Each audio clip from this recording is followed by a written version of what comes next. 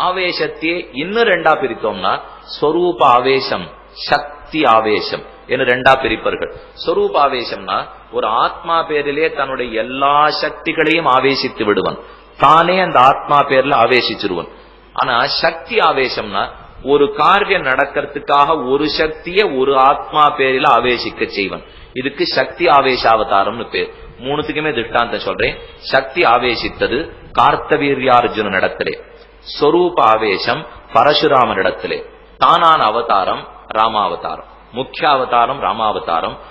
ஆவேசாவதாரத்துல ஸ்வரூப ஆவேசாவதாரம் பரசுராமாவதாரம், சக்தி ஆவேசாவதாரம் கார்த்தவீர்யார்ஜுனான அவதாரம்.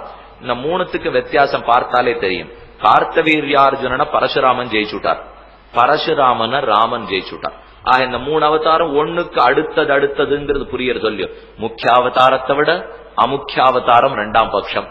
அந்த ஆவேசாவதாரத்திலேயே ஸ்வரூப ஆவேசத்தை விட சக்தி ஆவேசம் ரெண்டாம் பட்சமாக இந்த பரசுராமர்ங்கிறவர் ஸ்வரூப ஆவேசாவதாரம். அதனாலதான் ராமனிடத்திலேயே தோற்றோடினார். பரசுராமர் கையில பெரிய வில்ல பிடிச்சிட்டு இருக்கார். என்ன ராமா, ஏற்கனவே உடஞ்ச வில்ல உடைச்சிட்டு பேர் தட்டிட்டு போயிட்ட போல் இருக்கு. என் கையில தான் உடையாத வைஷ்ணவ தனுசு இருக்கு. விஷ்ணுவுக்கும் சிவனுக்கும் ஒரு கால எதிரே சம்ஸ்கிருத பாஷையில இருக்கு. நந்ததி என்னைக்கு எதற்கு என்ன நல்லது பண்ணாலும் ஆனந்தப்பட மாட்டான். வசிஷ்டன் அப்படித்தான் சுலபத்திர ஒத்தரையும் ஒத்துடவே மாட்டான். அடுத்த நிமிஷம் ராமனை ஒத்துண்டாரோ இல்லையோ, தசரதன் ஆனந்தத்தை விவரிக்கிறார். மற்ற அவன் சொன்ன வாசகம் கேட்டலும் மகனை பெற்ற அன்றினும் பிங்கனம் பிடித்த அப்பெரு விரல் அப்பெருவில் இச்ச அன்றினும் எருமழுவானவன் இழுக்கம் உச்ச அன்றினும் பெரியது ஒரு உவகையன் ஆயினான். எவ்வளவு ஆனந்தம் தசரதனுக்கு ஏற்பட்டதா. 60,000 வருஷம் புத்திர பாக்கியம் இல்லாமல் இப்ப புத்திர பேர் ஏற்பட்டது இல்லையோ. ராமன் பிறந்தான்று ஏற்பட்ட ஆனந்தத்தை விட அவன் சிவதனுஷை முறித்து சீதையை திருக்கல்யாணம் பண்ணானே, சிவதனுஷை முறித்த அன்று ஏற்பட்ட ஆனந்தத்தை விட பரசுராமனை எதிர்த்து வெற்றி கொண்டானே, பரசுராமனை எதிர்த்து வென்றி கொண்டான்று ஏற்பட்ட ஆனந்தத்தை விட வசிஷ்டர் வாக்கல மகன்னு பேர் பெற்ற போது ஆனந்தப்பட்டாளா தசரதன். இப்பேற்பட்டவர் மகாவித்வான் ஒத்துனுட்டாரே என்ன தசரதனுக்கு பேரானந்தம். சரி, நாளை குறித்து வரும் என்ன நாள் குறிக்கப்பட்டது. ராமனிடத்துல போய் சுமந்திரர் சொல்லி, பாவா ராமா, உன் தகப்பனார் உனக்கு நல்ல செய்தி சொல்றதுக்காக காத்துட்டு இருக்கார், வானு தேர்ல ஏற்றி அழைச்சுன்னு ஓட்டி வரான்னு சுமந்திரன். தேர்ல வர்ற ராமனை மக்கள் எல்லாரும் வீதியார கண்கள்ல பருகிறாப்புல பாக்கறாளாம். முறையின் மைமுகில் என முரசு ஆர்த்திட, மடவார் இறை கழன்ற சங்கு ஆர்த்திட, இமையவர் எங்கள் குறை முடிந்தது என்று ஆர்த்திட, குஞ்சியை சூழ்ந்த நரை அலங்கல் வண்டு ஆர்த்திட, தேர்மிசை நடந்தான். தேரில ராமன் வருகிறான். எங்கெங்க யார் சத்தம் போடுறான்னு சொல்றார். இந்த மூணையும் சேர்த்து நீங்க ஒரு சேர பார்த்தோம்னா இந்த சத்தத்தை எவ்வளவு தூரம் உருவகப்படுத்துறார் கம்பர்னு புரிஞ்சுக்கலாம்.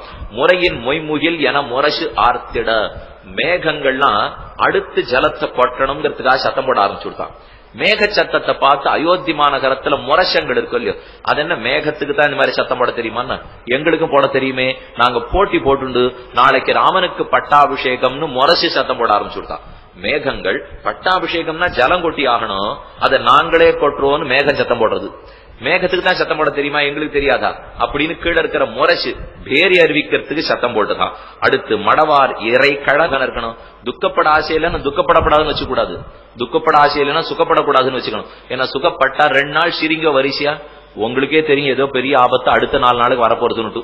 2 நாள் அழுதில் நாளே சரி நாளைக்கு ஏதோ கிடைக்க போறது சிரிக்கலான்னு தெரிஞ்சு போடும். என்னத்துக்கு இந்த 2? சுகப்படச்சேவும் வேண்டாம், துக்கப்படம் போதும் வேண்டாம். சுக துக்கே சமயகிருத்வா லாபாலாபவ் ஜயா ஜயவ், சுக காலத்திலையும் துக்க காலத்தையும் ஒன்றாக நடந்து கொள்ள வேண்டும். இப்பொழுது அதை போலத்தான் இந்த நிமிஷம் சுகத்துக்கு காரணம்னு சுகப்பட்டுட்டா நாளைக்கு இல்லேன்னு போறானே, அப்ப சேர்த்து வச்சு அழணும் இல்லையோ. இதனாலதான் ராமன் சுக காலத்திலேயே சுகப்படாம நிறுத்தினுட்டான்.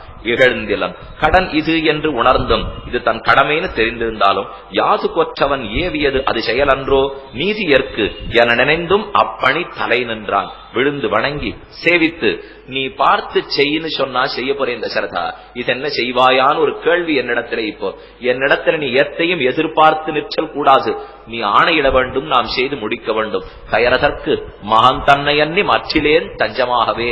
ஆழ்வாருடைய போஷரம் கயரதற்கு மகன் என்னைக்கு அடங்கி ஒடுங்கி வணக்கத்தோட தான் ராமன் தசரதன் அருகிலே நிற்பான்.